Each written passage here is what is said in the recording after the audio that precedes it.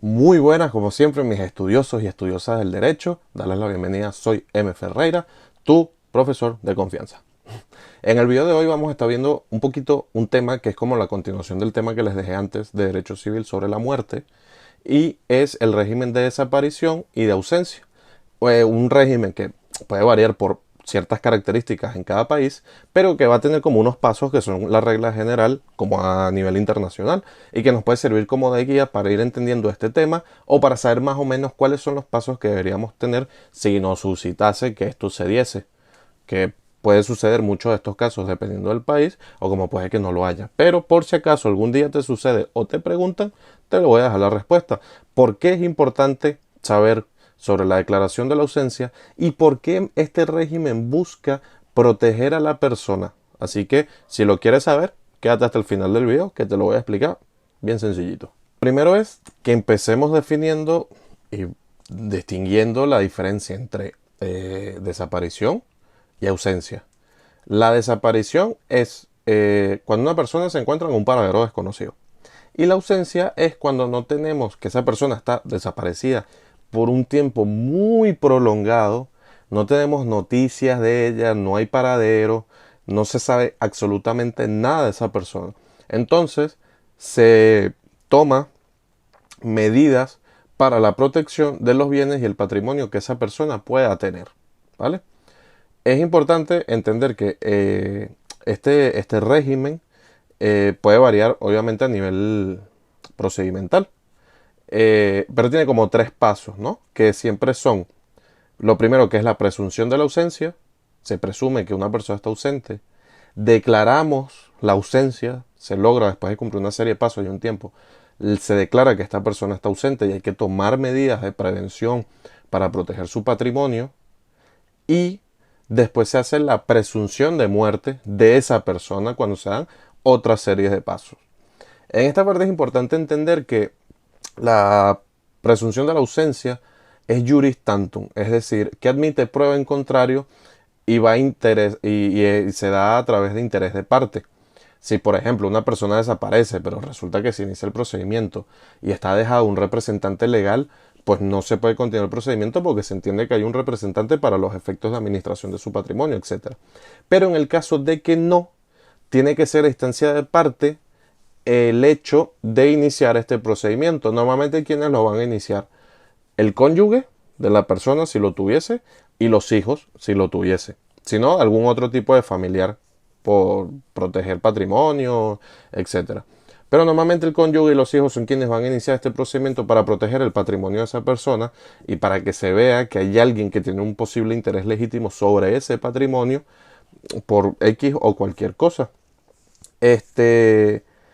Y normalmente esto se va a iniciar con el juez de lo civil en el último domicilio donde haya o se sepa que haya estado esa persona. Que por cierto, por aquí te dejo un video que lo tengo anteriormente por si lo quieres ver sobre qué es el domicilio, la residencia y etcétera. Así que te lo dejo por ahí para que le eches un ojito para que después puedas entender también este tema de por qué la importancia del domicilio. Ahora, por ejemplo, entrando un poquito en lo que es en tema de materia por artículo. Por ejemplo, en el Código Civil de Venezuela, esto está en el artículo 419 del Código Civil, que nos dice que mientras esté la ausencia y esta no sea declarada como tal, como formas preventivas, pues el juez, donde se inicia el procedimiento del último domicilio donde se sepa o residencia que vivió la persona que está presuntamente desaparecida, ausente, eh, si esta dejó un apoderado, pues el apoderado va a ser quien lo represente. El juez va a dictar providencia, va a ampliar las facultades de este apoderado y va a ser quien lo represente para el tema de administración de cuentas, intereses legítimos que pueda tener, particiones donde tenga interés el ausente y para formar un inventario para tema de protección de patrimonio. Porque esta figura lo que busca es proteger el patrimonio de esa persona. Ahora, si en el caso de que no existe un apoderado, pues el juez decide entre los interesados legítimos quién es el que se va a encargar de llevar o representar al ausente en el juicio.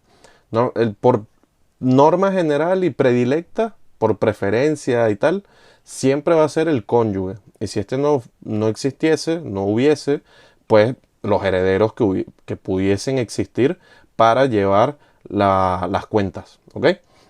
Eso por esta parte. El Código Civil español y el mexicano se parece mucho, mucho en este sentido. Entonces, por eso no especifico también los otros artículos, porque es que es muy parecido en ambos códigos esta manera de proceder y que también que responde un poco por la lógica, ¿no? Entonces, en este sentido, pues eso. Ahora, cuando pasemos a la presunción y a la declaración de la ausencia, sí van a variar mucho los lapsos. Y esos lapsos, que van a seguir más o menos el mismo procedimiento, varían en cuestiones de tiempo. Por ejemplo, en el Código Civil venezolano, en el artículo 421, se habla de que tiene que haber 2 años de presunción donde el cónyuge o los herederos estén a cargo de esas cuentas. Y si hay un apoderado, la persona ausente deja un apoderado, pues tienen que transcurrir 3 años para que se pueda dar la declaración de ausencia desde que se hizo la presunción de la ausencia. Para poder pedirla, mejor dicho. O sea, tiene que pasar esa presunción de ausencia, 2 años entre cónyuge o herederos, o 3 años del apoderado para pedir la declaración de la ausencia. En cambio, en España, en el Código Civil, en el 183, se habla de 1 año de interesados, 1 año, o sea, reduce la mitad del tiempo, pero mantiene 3 años del apoderado para poder solicitar esa presunción de ausencia. Que esto también va a variar si el apoderado muere, si el apoderado renuncia por voluntad propia, si el mandato caduca también, eso es importante, el tiempo que se le haya dado ese poder, pues esto también va a variar en función de que se pase a los herederos y se resuelva de la forma más rápido. Ahora, en el 669 del artículo del Código Civil mexicano, habla de 2 años para los representantes y 3 también para los apoderados. En esto se parece igual que el Código Civil venezolano. Esa persona que se elige como representante, pues obviamente va a ser la responsable de todos los bienes, patrimonios, cuentas, etcétera, del ausente. Ahora, ¿qué pasa si el ausente aparece? Pues ese mandato se termina, esa intervención, y se le tienen que restituir todos los bienes de esa persona de forma íntegra. ¿Ok? Eso es súper importante tenerlo en cuenta. Que puede suceder, a lo mejor una persona desaparece y a los 2, 3 años vuelve a aparecer y sigue el procedimiento, pues hay que devolverle todos los bienes a la persona que se consideraba que estaba ausente o se le está haciendo la declaración de la ausencia. Hay ausencia, se hace la declaración de la ausencia y el tercer paso que les había dicho era la presunción de la muerte. La presunción de la muerte se pide cuando, y esto es muy variopinto, los supuestos de hechos que pueden existir, y va a variar por legislación, aunque se pueden parecer un poco, pero esto sí va a ser muy de la legislación de cada país.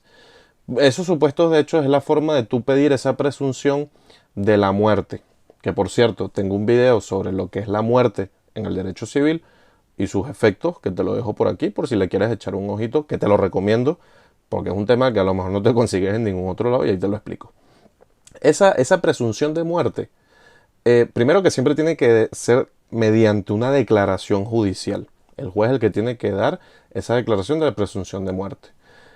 Y cuando hablamos de temas variopintos, tenemos, por ejemplo, que tiene que ser, por ejemplo, desde que se hizo la declaración de la ausencia, tienen que transcurrir 10 años para que se presuma que la persona está muerta. Otro supuesto es que tienen que pasar 100 años desde el nacimiento de esa persona para que se declare que está muerta, se haga la presunción de muerte. Esto a lo mejor en algunos países va a comenzar a variar un poco porque la esperanza de vida se está haciendo más alta. Hay países que se están volviendo más longevos y bueno, a lo mejor habrá que modificar un poco o saldrá jurisprudencia en su momento sobre cómo interpretar y, digamos, proceder ante estas normas. Publicaciones de carteles.